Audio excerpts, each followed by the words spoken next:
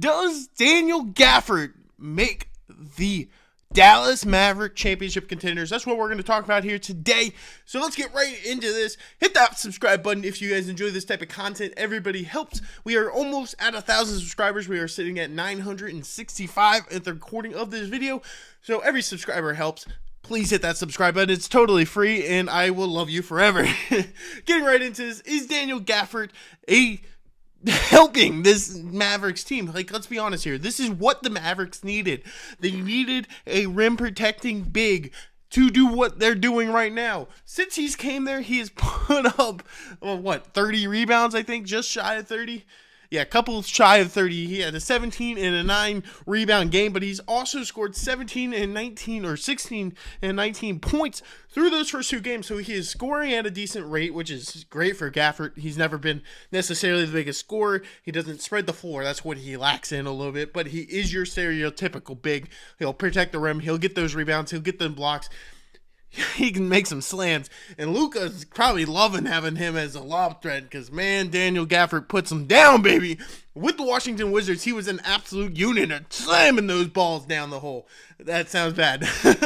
But Daniel Gafford is 100% making the Mavs better. Now, does this make him a championship contender? Obviously, any team with Luka and Kyrie have a legit shot at being a championship contender. But then you add in a guy that is their biggest flaw. That was their biggest position of need, and they didn't give up much for him. They basically gave up nothing. I don't even remember the trade. I know it was like a second round and maybe something else. So they didn't do much to get Gafford, and now he's out here balling out for them, and when they get Derek Lively completely back from injury, this could be a huge game-changing decision. Do they make Lively the starter? Do they put them both out there, have Twin Towers? They don't spread the floor very well, but Luka and Kyrie can do that for you, plus PJ Washington can also spread a bit, and then you got two bigs out there who are going to dominate, and you need a defensive help, and this is what this helps with. Now you have a true rim protector. No offense to Derek Lively, but you didn't want to go into the playoffs with a rookie center that's not necessarily built to get banged on like some of these other dudes. Daniel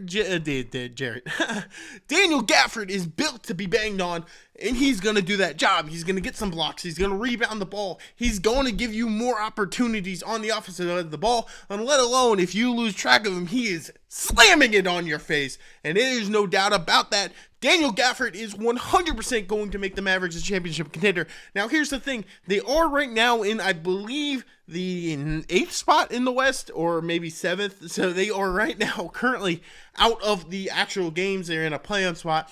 But I believe now that I've added Daniel Gafford, there's a chance they can start sliding up there. And this is a guy that nobody really thought was anything too crazy. This was a decent ad, but it wasn't going to change the outcome of the season. But so far it has. It has definitely turned the outcome and has him going in an upward trajectory. I'm not sure if he's going to completely save it. The West is completely stacked this year between with the Clippers, the OKC Thunder, the Timberwolves, the Suns, and the I'm forgetting it, Denver. Jeez, I can't believe I almost forgot the champions of last year. It's going to be hard to do. But with Luka, Kyrie, and now a guy who can protect the rim, plus Derek Lively, whichever one, if you have one coming off the bench, one starting, if you have them both starting, this could be a huge decision on their part. Could they end up with kind of where Cleveland is with Jared Allen and Evan Mobley to a extent? Now, obviously, Jared Allen isn't as big as Daniel Gafford, but he's still a really good rim protector and all that stuff. But now the guy can spread the floor very much, so you have to put floor spreaders around them. And I think, honestly, they have the floor spreading.